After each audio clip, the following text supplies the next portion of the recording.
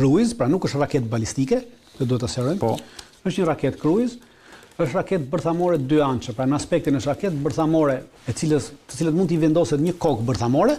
Regjia duhet ta kemë. Mund t'i vendoset një kokë bërthamore dhe është raketë që fluturon me energji bërthamore. Pra ka një motor reaktiv bërthamor, e cila është hera e parë në historinë e industrisë të fluturimit botror që përdoret një motor reaktiv me energji bërthamore. Kemi motor me energji bërthamore që janë motorët e nëndeceve, pra motorët e nëndeceve janë motorë, po për herë të parë kemi një motor reaktiv me energji bërthamore.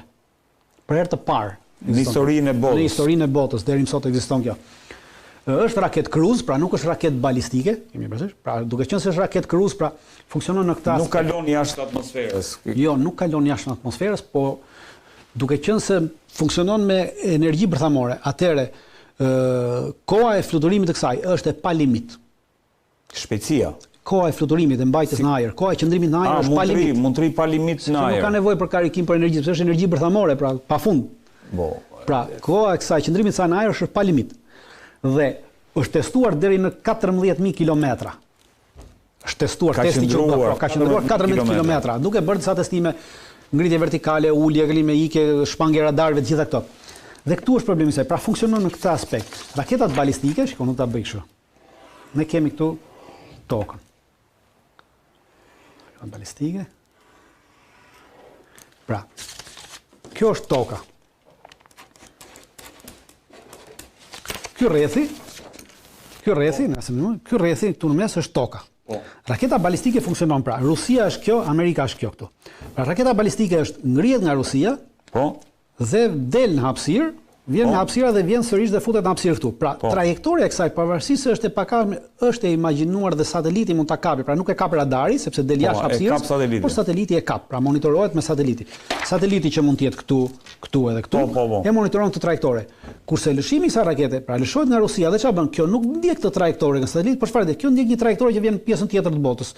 Pra duke u shmangur mbulimit të satelitëve dhe mbulimit të radarëve, sepse është raketë cruise dhe fluturon 100, 200 metra, 300 metra mbi nivelin e tokës. 100 metra mbi nivelin e tokës. Dhe ideja e funksionimit të kësaj është njësoj si Tomahawku. Pra, Tomahawku funksionon në këtë mënyrë. Tomahawku është raketë cruise. Është konceptuar si Tomahawk që i devion në... Absolutisht. Tomahawku funksionon në këtë mënyrë. Tomahawku e ka 2500 kilometra distancën. Kurse kjo e ka pa limit distancën. E qartë.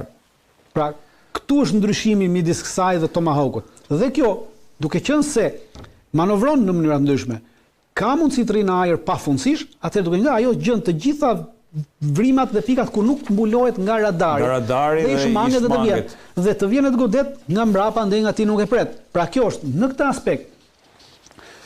Nuk është raketë, pra nuk është se NATO dhe Shtetet Bashkuara të Amerikës e ngjojnë për herë të parë këtë. Për herë të parë deklarohet zyrtarisht. Por ama prodhimi i kësaj rakete ka nisur prej vitit 2001. Prej vitit 2001 kur një idiot tjetër në Shtetet Bashkuara të Amerikës, që ishte George Bushi, që erdhi në pushtet, doli nga marrëveshja e armëve bërthamore. Dhe prishi marrëveshjen e armëve bërthamore, ajo IBM-ja që ishte, dhe duke prishur këtë marrëveshje e armëve bërthamore, rusëve ju dha hapësirë që të projektojnë dhe të ndërtojnë sisteme të re siç ndërtuan Oreshnikun edhe gjëra tjera. Për sa kohë kjo marrëveshje ishte, nuk i lejonte rusët të bënin as tentativa të avanconin. Pra ju bëri një nder rusëve në këtë aspekt, duke i dhënë mundësi. Dhe koncepti i kësaj ides të kësaj rakete është i vitit 1950. Sovjetikët në vitin 1950 kishin një ide që të vendosin raketa bërthamore. Me kokë bërthamore, po jo me energji bërthamore në satelit. Pra në një satelit në ajër të vinin disa raketa bërthamore dhe ky sateliti vinte rreth tokës. Në momentin që sateliti vinte rreth tokës, në çdo moment ti lëshonin nga sateliti raketat sipas nevojës. Kjo është pastaj fantastiko-shkencore. Kjo ide e vitit 1950 u morë përpunua dhe u krijua një raketë e tillë, e cila tashmë nuk ka nevojë për satelit që ta mbajë sateliti, por kjo mund kryej si satelitit vi vërdall tokës. Sa të dojë dhe si të dojë. 200 metra mbi tokë, po thua? 200 metra, 300 metra mbi tokë, 400 metra mbi tokë. Ti shmangi çdo lloj radari, çdo lloj përpjekje. Normalisht edhe amerikanët, edhe rusët, pra, siç thash, nuk është se është e re për ta. Fluturimet test të kësaj kanë filluar në vitin 2019. Në vitin 2019 është bërë testi i parë fluturues i kësaj rakete. Dhe në fluturimin e parë në 2019, pavarësisht se nuk është bërë publik, dhe nuk është bërë publik për arsye se në 2019 nuk ishte kjo gjendje lufte midis perëndimit dhe Rusisë. Prandaj nuk e kemi marrë vesh që po në 2019 është fluturimi i parë. Në 2019 NATO, bazuar mbi të dhënat e kësaj, i ka vënë emrin Skyfall. Pra rënja e qiellit. Rënja e qiellit, po. Është si të bjeri kur themi në mra qielli mbi kokë. Pra mbaroi çdo gjë. NATO në 2019 e ka emërtuar këtë raketë Skyfall. New York Times fantastiko shkencore që mund të është armë për cilën kanë, nuk është armë fantastiko shkencore, si thash është kjo ideja e përpunuar e tilla e gjë e tillë. Mund ta destabilizojë, thotë. Nuk destabilizon, është armë. Domethënë sigurinë globale.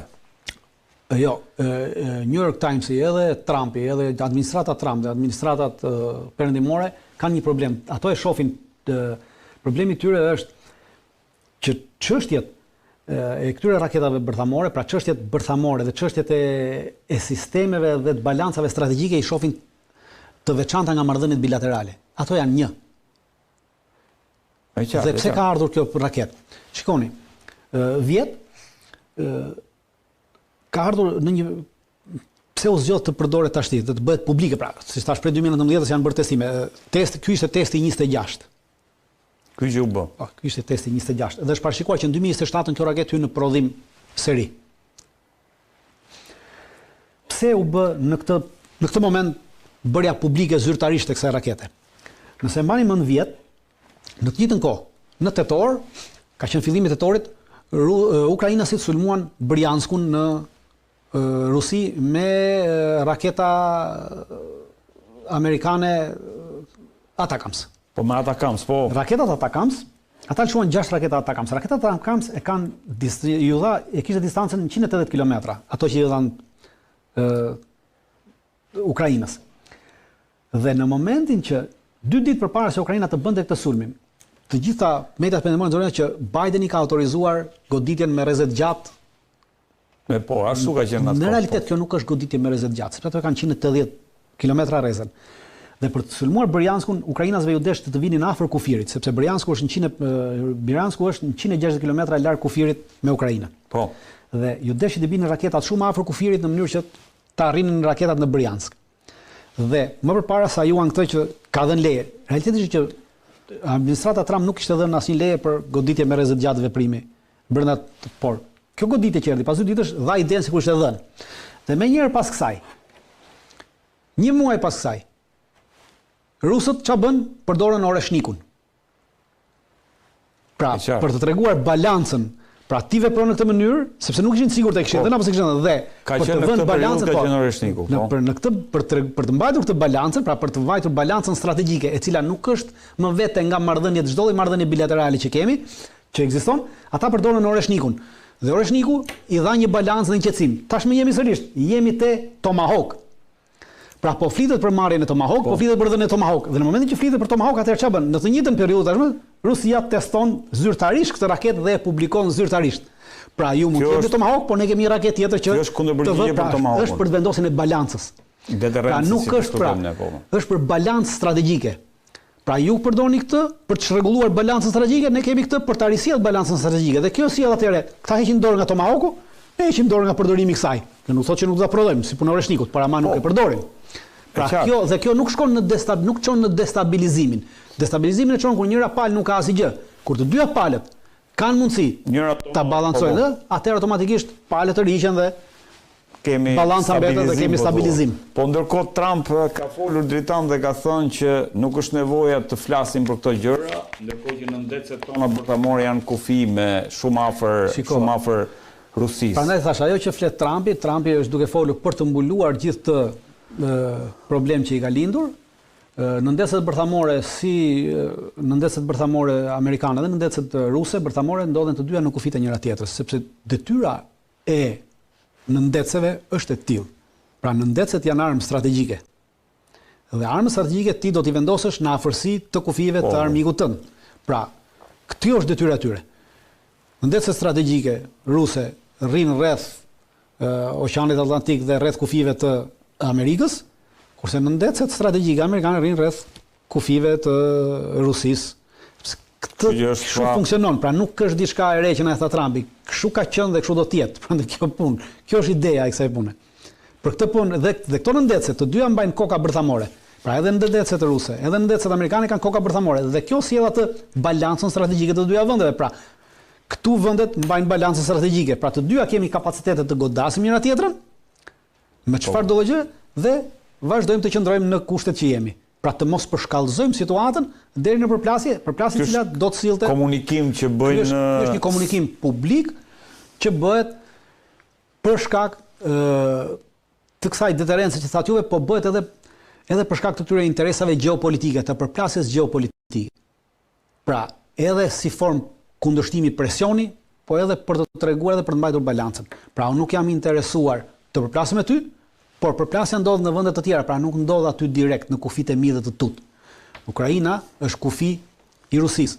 Dhe në këtë aspekt, me këtë lloj rakete, edhe me Oreshnikun, por ama edhe me një bombë tjetër, sepse nuk është kjo është e treta që përdor. Para 2 muajsh rusët përdorin një bombë me plazëm. Si bombë me plazëm? Është një lloj bombe e re, e përdor deri më sot, është provuar nga disa vende, por nuk është arritur të prodhohet dhe për herë të parë rusët e kanë përdorur këtë bombën me plazëm në Zaporizhje. Është bombë plazëm, pra nuk shpërthen, shkataron çdo lloj rrjeti energjetike gjëra të tjera dhe nuk është një bombë që ka zhurmë ose diçka tjetër, pra nuk bën dëme fizike në godina në këto, po bën dëme në rrjete të ndryshme elektrike, në rrjete të ndryshme energjetike, në këto rrjetet e komunikimit e në gjitha këto. Pra izolon çdo gjë. E qartë. Dritan, themi që sot kemi ezauruar paga shumë thelbin e gjithë konflikteve sot në botë. Kënaqësi që të kam si gjithmonë. Faleminderit.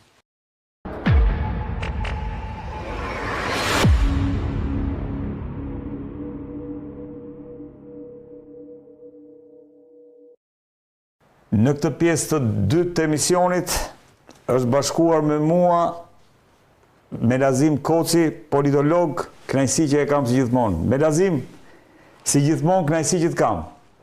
Përshëndetje nga Prishtina, faleminderit të ftesën.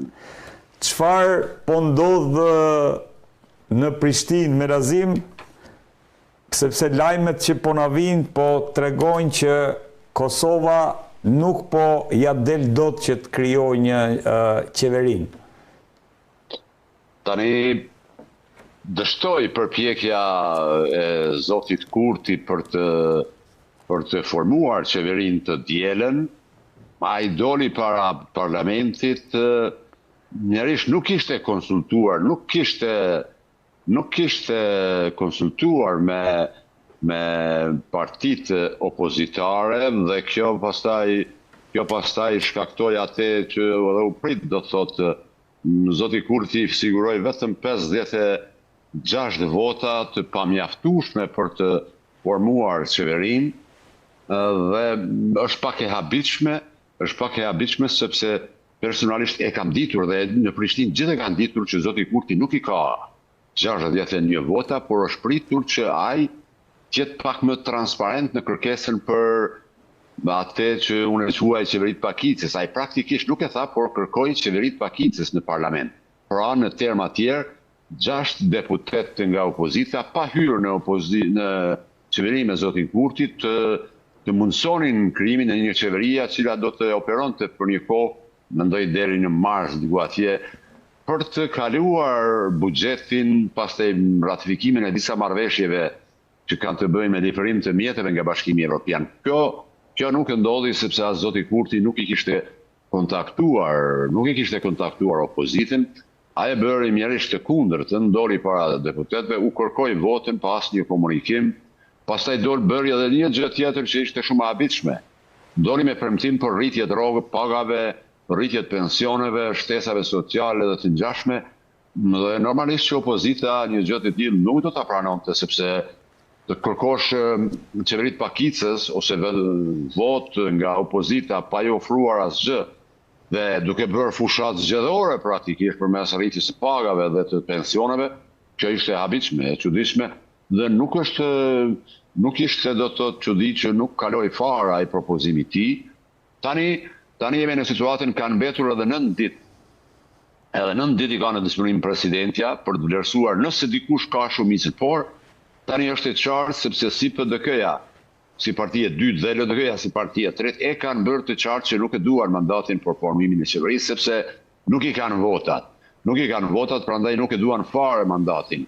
Këtu është spekuluar shumë në opinionin se gjoja opozita synon qeverin të bëj me listën serbe, fakti që zoti Krasniqi dhe zoti Abdigji kur refuzuar mandatin tregon që kjo nuk ka qenë e vërtet dhe nuk është e vërtet dhe opozita nuk don të bëj qeveri me listën serbe, sepse po të donte tani e kishte rastin. Nëse do të bashkoheshin. Ndërkohë Kurti e ka akuzuar opozitën si kumargjie me dëgjova në një insert. Tani Kurti bën retorik të tillë të ashpër, që e cila dhe e ka sjellur Kosovën në këtë gjendje, për të qenë sinqert, edhe opozita nuk është më e butë në raport me Kurtin. Godasin edhe ata, nuk mund thuhet se njëra ose pala tjetër është mëndafsht e butë, ka retorik shumë të ashpër të ndërsjell, por desha ta potencoj këte. 9 muaj është spekuluar se opozita synon të bëjë qeveri me listë përmes listës serbe. Kjo këto ditë u dëshmua që nuk është e vërtet, sepse ata refuzuan mandatin. Po të donin, tani e kanë mundësinë që me listën serbe të bëjnë qeverinë. Po të bashkoheshin PDK-ja, LDK-ja dhe AAK-ja, bashkë me votat e nismës dhe të listës serbe kalojnë 61 vota, por u dëshmu që nuk është të vërtet. Opozita kosovare nuk dëshiron të bëjë qeveri me listën serbe dhe ne tani jemi në një situatë, në një pat pozitë, në rrezik që Kosova të shkojë në 2 palë zgjedhje, siç tha Kurti dje. Po, e kam një insert atë, po gjithsesi e diskutojmë në 2 palë zgjedhje. Që është absurdi dorë se vetë. Çfarë është kjo, zoti Koci, në 2 palë zgjedhje? Për ta sqaruar. 2 palë zgjedhje ka këtë kuptim, pra nëse nuk do të ketë, dhe është evidente që nuk do të ketë tani formim të qeverisë, dhe presidenti a shpallë zgjedhjet dhe që duhet të mbanë më së largu 40 ditë nga dita e shpalljes, pra diku në mes të dhjetorit. Dhe zoti Kurti me drejt supozon që edhe pas zgjedhjeve të dhjetorit askush nuk do të mund të bëjë shumicën ose qeverinë, dhe se kjo do ta çojë sërish Kosovën në zgjedhjen e mars të vitit ose prill të vitit ardhshëm, kur të vjen koha e zgjedhjes së presidentit ose presidentes së re. Pra në këtë llogari zoti Kurti thotë që Kosova mund ballafaqohet me 2 palë zgjedhje në dhjetor dhe për shkak të paaftësisë për të bërë sërish qeveri, sërish në mars ose prill kur bëhet zgjedhja e presidentit ose presidentes. Po kjo niset nga një premis që zoti Kurti beson që rezultati i zgjedhjeve, fjala vjen që mund të realizohen në dhjetor, do të jetë pak a shumë ky që është tani. Në fakt, e gjitha kjo që ka ndodhur deri tani me zotin Kurti, ai ka prodhuar kosto politike flas që të reflektohet nesër. Rëndi ke absolutisht të drejtë. Do të thotë te supozimi i zotit Kurti që do të shkohet edhe në zgjedhjen e pranverë, pra supozon faktin, vetëdijsimin, ndërgjegjësimin e tij që ai nuk do të arrijë të fitojë mbi 50% siç ka shpresuar në shkurt të këtij viti. Sepse po të ishte i bindur që do të fitojë mbi 50%, ai nuk do të thoshte se do shkojmë në zgjedhje në mars, ndonse është edhe një element që ndërrikon situatën në zgjedhjet eventuale të dhjetorit. Nuk mjaftojnë madje as 61 deputet ose 50% kësaj radhe, sepse për zgjedhjen e presidentes ose presidentit duhen 61 vota, por duhet gjithashtu prania në parlament e 80 deputetëve. Pra, çështja ndërlikohet edhe më shumë dhe bëhet pothuajse gati e pamundur që madje edhe pas zgjedhjeve të pranverës të ketë qeveri dhe president ose presidente të re, pa një marrëveshje politike ndërmjet partive të mëdha në Kosovë dhe marrë në tërësi, Kosova praktikisht është nisur drejt një kaosi institucional dhe blokade financiare. Nëse deri më 1 nëntor nuk dorëzohet në parlament projekt buxheti për vitin e ardhshëm, Kosova me shumë gjasë nga 1 janari mbetet pa buxhet dhe në kolaps financiar. Rrezikon, do më thonë që nëse nuk zgjidhet kjo. Ndërkohë, rolin e opozitës në këtë histori, zoti Koci, si e vlerëson? A ka qenë luajale apo destruktive? Tani, unë nga shkurti, me njerë pas zgjedhjeve që u mbajtën atë botë, për mua ka qenë evidente që do t'jetë vështirë të bëhet zgjedhja qeverisë dhe e kam pritur këtë epiloge. E kam pritur pikërisht këtë epilog. Pse? Zoti Kurti është evidente ka dashur të qeverisi vetë. Dhe prandaj kishte kërkuar 500.000 vota. Pra ai ka synuar që të qeverisi vetë me vetëvendosjen dhe me pakicat jo serbe. Kjo llogari nuk doli dhe pastaj kishim një situatë në cilën Lidhja Demokratike e Kosovës në fushat zgjedhore kishte pohuar që ose dalim fitues ose shkojmë në opozit. Pra nuk pranojnë